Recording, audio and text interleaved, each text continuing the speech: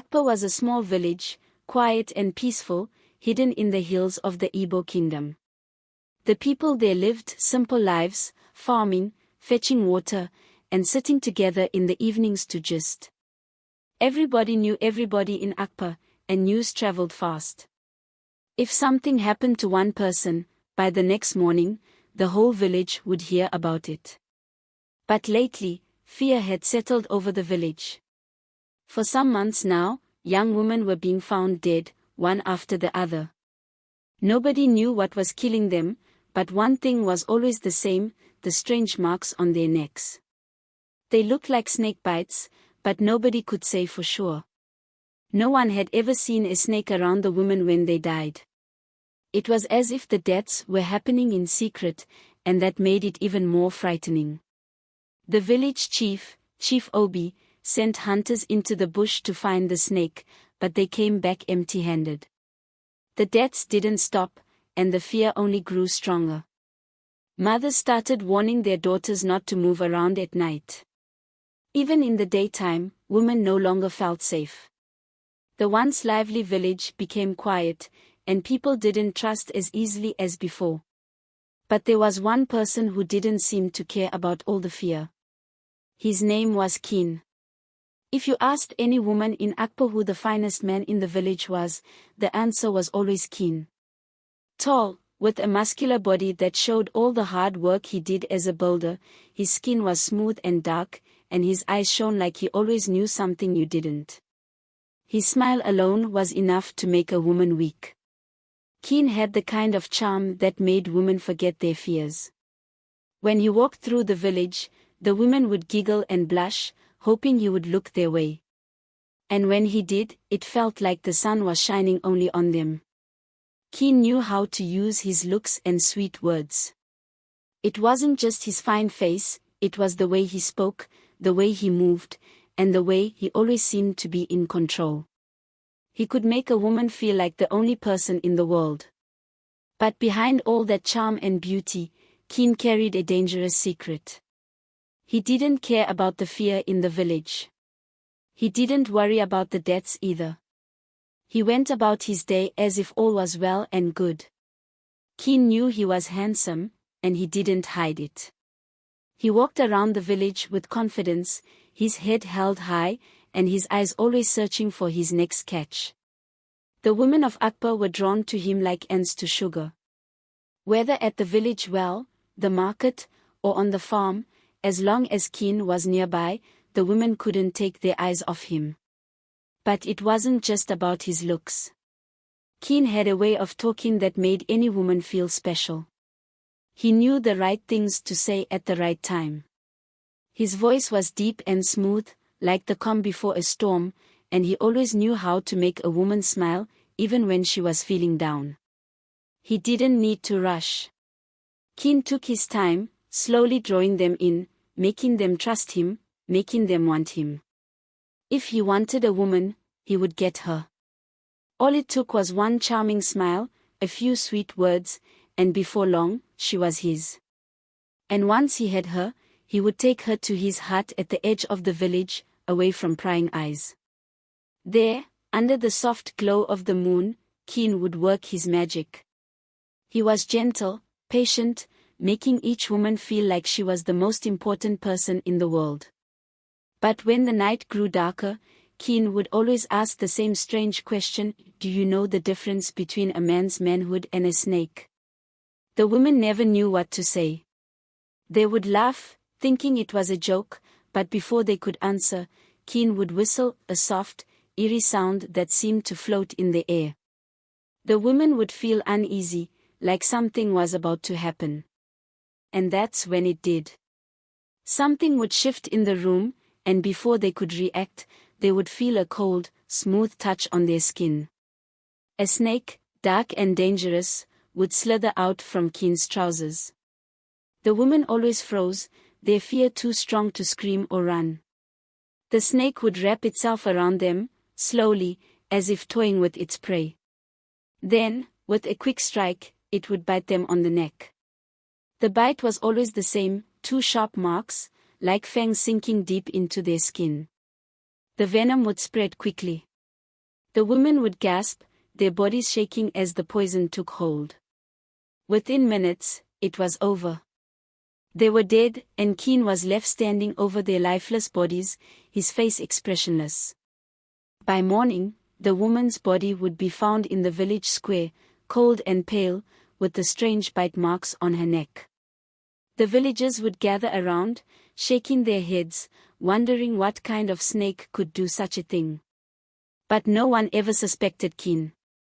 He was too handsome, too charming, too perfect. Each time another woman died, the fear in the village grew. But Kene didn't care. He continued his life as if nothing was happening. The women still blushed and giggled when he walked by, completely unaware of the danger that lurked beneath his good looks and sweet words. Life in Akbar went on, even with the fear hanging over the village. The women were more cautious, especially at night, but the daily routine of fetching water, farming, and trading continued. Every time a woman died, people would mourn, but nobody had any answers. The village chief, Chief Obi, tried to keep the people calm, but deep down, everyone knew that something was wrong, and it wasn't just a normal snake causing these deaths.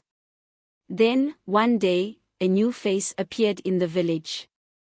A woman named Ada. She was different from the other women in Akbar.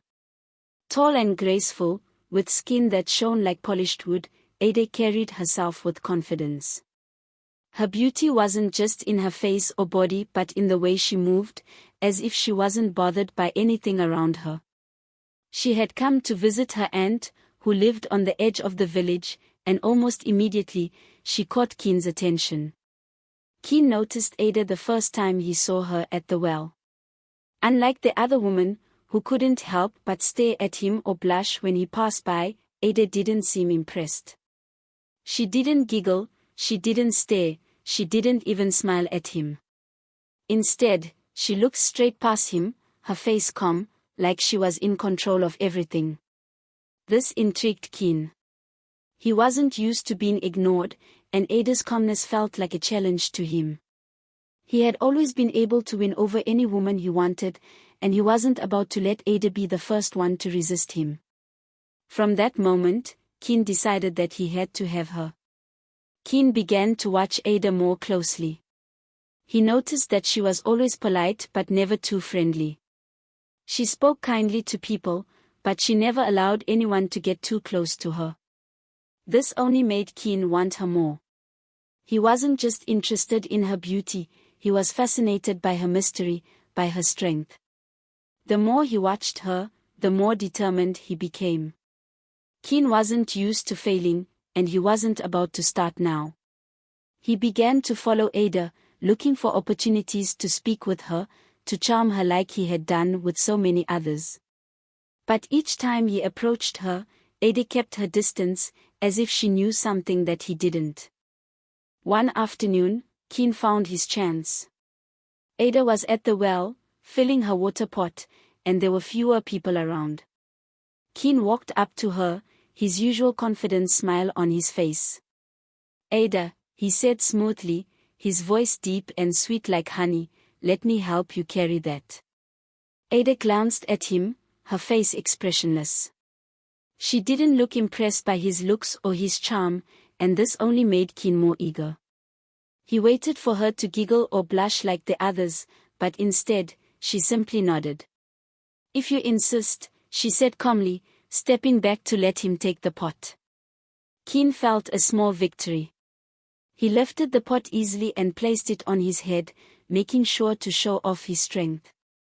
As they walked to her aunt's house, Kene tried to make small talk, but Ada remained quiet. She answered his questions politely but didn't give him any more than necessary. This wasn't what Kene was used to, but he told himself it was only a matter of time before she fell for him. All the women eventually did. She is only playing hard to get, he thought. He just had to work a little harder with this one.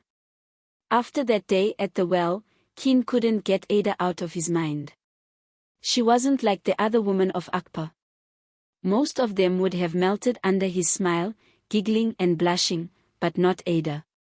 She was different. The more distant she remained, the more obsessed Kene became. He wasn't used to this. He wasn't used to a woman not giving him the attention he was used to. It was new, it was frustrating, and it made him want her even more. Kene had always been able to get any woman he wanted with little effort. Just a flash of his smile, a few smooth words, and the women of Akbar were his. They were all the same, soft, eager, easy to seduce. But Ada, she wasn't falling for any of his tricks. She seemed immune to his charm, and this drove Kene crazy. Day after day, he watched her. When she fetched water, when she walked through the market, even when she visited the farm with her aunt. Ada carried herself with a quiet strength that made her stand out. She didn't seem to care about anyone's opinion, least of all Kene's. She lived her life peacefully, and that only made her more attractive to him. Kene started finding excuses to talk to her. At first, it was little things, offering to help carry her load, trying to make small talk, trying to get her attention in any way he could. But no matter what he did, Ada stayed polite but distant. Her calmness was beginning to bother him. One evening, Kene couldn't take it anymore. He decided that he needed to do more. He needed to take control of the situation. He couldn't let Ada continue to slip through his fingers. He had never failed with a woman before, and he wasn't about to start now. Kene knew that Ada often visited her aunt's small farm just outside the village, where they grew yams and vegetables. So, he decided to wait for her there. It was a warm evening, and the sun was beginning to set, casting a soft orange glow over the fields. He leaned against a tree, his arms crossed over his chest, his eyes focused on the path leading to the farm. Finally, he saw her. Ada was walking slowly, her steps steady and graceful. She was carrying a basket of yams on her head, her back straight, her face calm as usual. As she approached, Kene stepped forward, blocking her path. "Ada," he said, his voice deep and smooth, "you've been avoiding me." Ada raised an eyebrow and looked up at him, not breaking her calm expression. "I've been doing no such thing, Kene," she replied. "I've just been busy." Her response irritated him. Kene wasn't used to being brushed off like this. He was used to women being excited to see him, not acting like he didn't matter. But he forced a smile, trying to keep his cool. "You're always so serious," he said, taking a step closer. "Why don't you let me walk with you? We could get to know each other better." Ada gave him a long look, her face still unreadable. For a moment, Kene thought she might actually agree, but then she shook her head, stepping around him. "I'm not interested, Kene," she said simply. Kene stood there, stunned. He wasn't sure if he was more shocked or angry. How could she just walk away from him like that? Nobody had ever said no to him like this. His pride felt bruised, but more than that, his obsession with Ada grew even stronger. He couldn't let her slip away so easily. No, she would be his, no matter what it took. As Ada walked away, Kene's eyes darkened. He made a promise to himself right there. He would have her, and she wouldn't be able to resist him for long. Kene's frustration grew as Ada continued to resist him. He was used to women falling for him quickly, but Ada wasn't like the others. The more she ignored his advances, the more obsessed he became. He knew he had to change his approach to win her over. This time, he decided to be patient, to play the long game. Instead of showering her with attention like before, Kene pulled back. He stopped following her around and barely spoke to her when they crossed paths. It didn't take long for Ada to notice the change. She had expected him to keep trying, but now he seemed distant, almost uninterested. The shift in Kene's behavior worked. After days of watching him from a distance, Ada became curious. She approached him one evening as he sat outside his hut, sharpening his tools. "You've been quiet lately," she remarked, her tone calm but curious. Kene simply nodded, keeping his answers short and his face expressionless. He knew this would draw her in. After a few moments of silence, Kene suggested a walk, and Ada agreed, her guard lowering slightly. As they walked, Kene kept the conversation light, just enough to keep her comfortable. He wanted her to believe that he was a changed man, that he was more than the charming, attention-seeking womanizer she had assumed. And slowly, it seemed to work. Kene had played his cards right, and now Ada's defenses were lowering. She no longer looked at him with suspicion, and her once guarded responses softened. Kene could sense that the moment he had been waiting for was near. His patience had paid off. One evening, as the sun was setting over the village, Kene decided it was time to act. He invited Ada to his hut, saying they could share a quiet evening together. Ada, now more comfortable around him, agreed. The air was still, and the village seemed almost too quiet as they made their way to his hut on the outskirts of Akpa. Inside, the flickering light from a small oil lamp cast soft shadows on the walls. Kene offered her a seat and poured her some palm wine, his voice calm and soothing as they talked. Ada sipped the wine slowly, her eyes watching him carefully but no longer with the sharpness of before. Kene smiled inwardly, knowing that the moment was finally his. He moved closer, gently brushing his fingers against her hand, and began to speak in that low, seductive voice he was known for. "Ada," he said softly, "I've been thinking about you. You're different from the others, strong, independent." Ada smiled faintly, still relaxed, but Kene could see the effect his words were having. He leaned in a little closer, his voice now almost a whisper. "Do you know the difference between a man's manhood and a snake?" Ada's brows furrowed slightly, confused by the sudden question. She opened her mouth to respond, but before she could say anything, Kene began to whistle. The sound was soft at first, barely noticeable, but it grew louder, filling the room with an eerie tune. Ada shifted in her seat, suddenly uneasy, but it was too late. From the shadows, a dark shape began to stir. Ada's eyes widened as she saw it, the snake, long and menacing, slithering out from Kene's trousers. The cold, smooth scales glistened in the dim light as the creature coiled around her. Kene watched, his face expressionless, as the snake prepared to deliver its deadly bite. But something was different this time. Ada, though terrified, suddenly reached into the folds of her wrapper and pulled out a small white flute. Without a moment's hesitation, she blew into it, and the sound that came out was sharp, piercing, and filled the air with a strange energy. Kene's eyes widened in shock as the snake froze mid-strike. It hesitated, confused, its eyes now locked on Ada instead of its usual prey. She blew the flute again, and this time, the snake slowly turned away from her and slithered back toward Kene. Kene stumbled backward, fear flashing across his face for the first time. The snake, now under Ada's control, coiled around him, tightening its grip. Kene gasped, struggling for breath as the serpent constricted, its fangs hovering near his neck. How did you?" Kene stammered, his voice barely a whisper. Ada's face was calm, her eyes cold and steady. "You're not the only one who knows how to control a snake," she said. "It's time you paid for your wicked acts. Also, remember to say hi to Neka." Before Kene could respond, the snake struck, sinking its fangs into his neck. The venom spread quickly, paralyzing him almost instantly.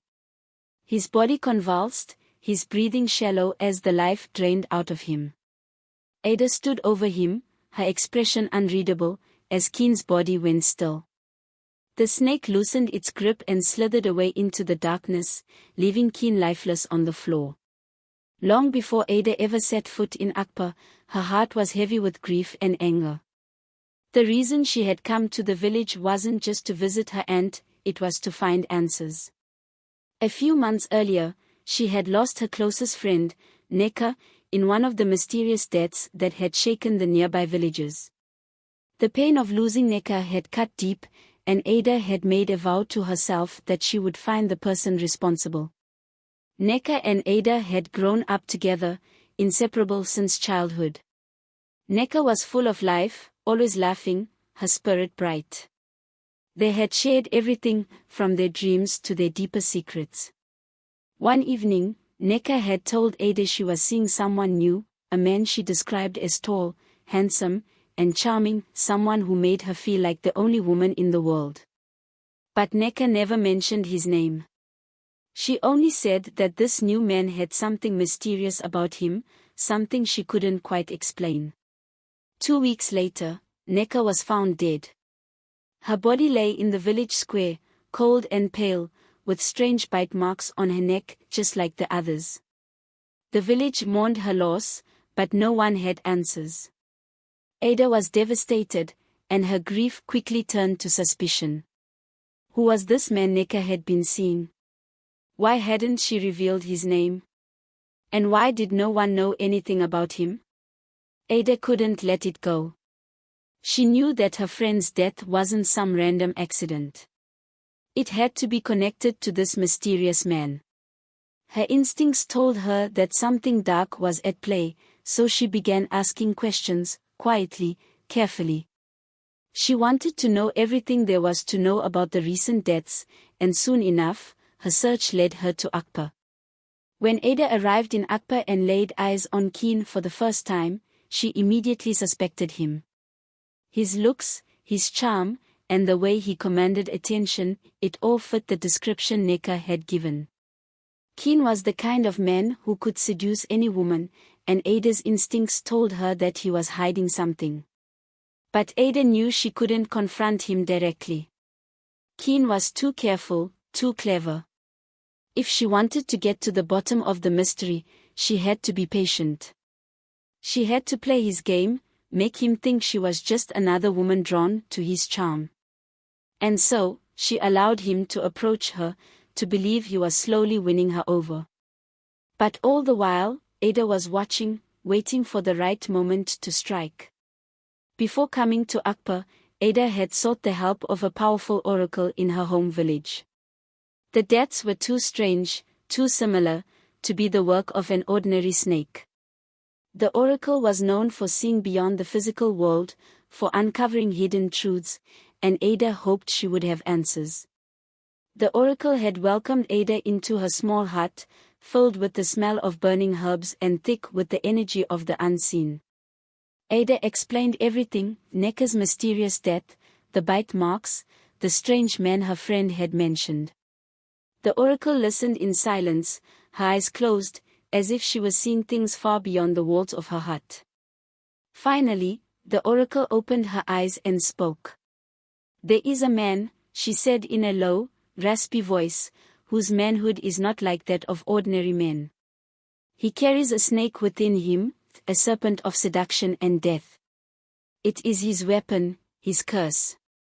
With it, he lures women to his bed, and once they are under his spell, the snake strikes. The venom kills swiftly, leaving only the marks behind."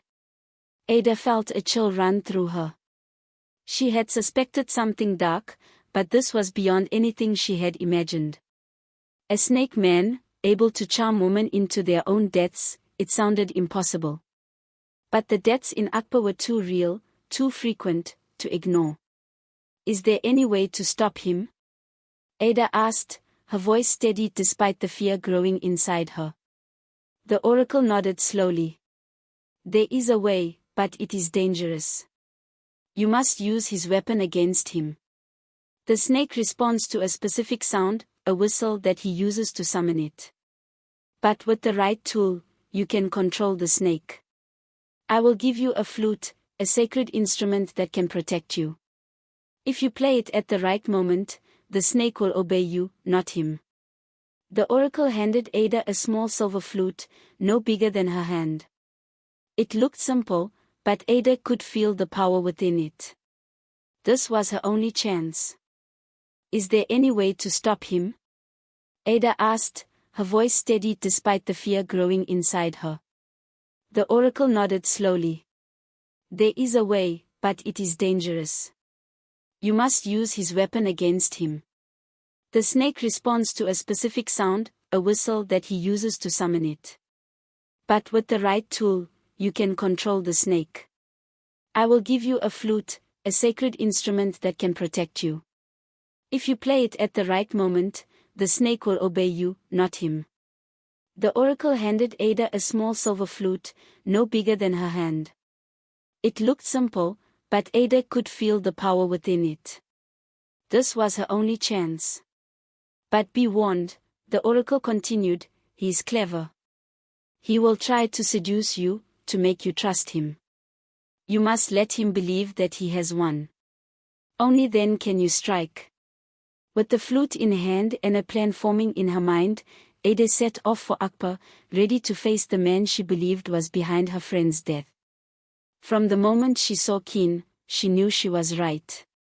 He fit the description perfectly, the charm, the arrogance, the way he seemed to draw women in like flies to honey. She had to be careful. She couldn't let him see her true intentions, so she played along, allowing him to think he was getting closer, that she was falling for him, just like the others had. Little did Kene know that Ada was different. She wasn't just another victim. She was here for revenge, for justice. And with the oracle's flute, she had the power to make sure that Kene paid for what he had done to Neka and to all the other women who had fallen under his deadly spell. By morning, the village of Akbar was buzzing with whispers. The villagers gathered in the square, their faces filled with shock and disbelief.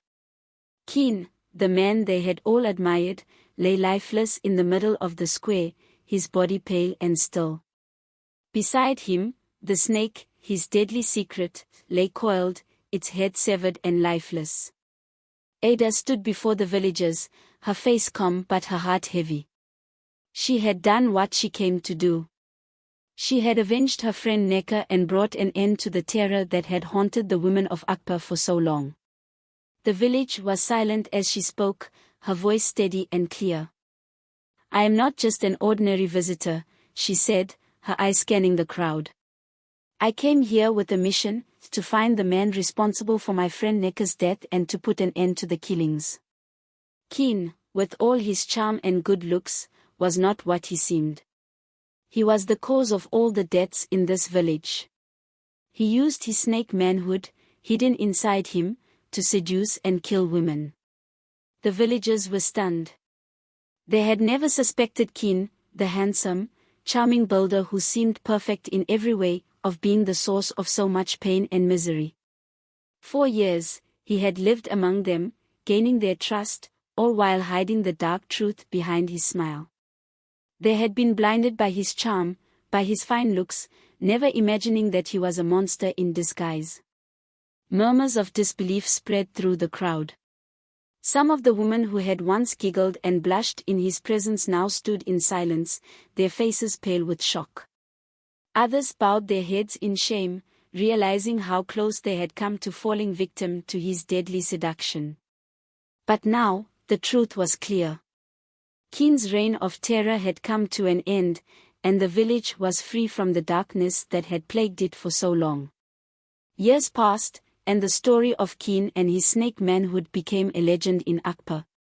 Mothers would tell the tale to their daughters, warning them of the dangers of falling for a man's charm without knowing his heart. The tale of Kene became a lesson for all, a reminder that not everything beautiful is good and that sometimes, danger hides behind the sweetest smile. Ada's name became one of honor throughout the Ebo Kingdom. She was spoken of with reverence, her bravery and wisdom celebrated by the people. She had faced down a monster, outsmarted him, and saved countless women from suffering the same fate as her dear friend Neka. Her name was whispered with pride by the women of Akbar, and her story was passed down from generation to generation. As for Kene, his name was forgotten, buried in the dust of history. No one spoke of him anymore, except as a warning to those who might be tempted to use charm and deceit for evil. The villagers would remember the darkness he brought, but they would never honor his memory. The village of Akbar thrived once again. The women were safe, the fear that had gripped the village for so long finally lifted.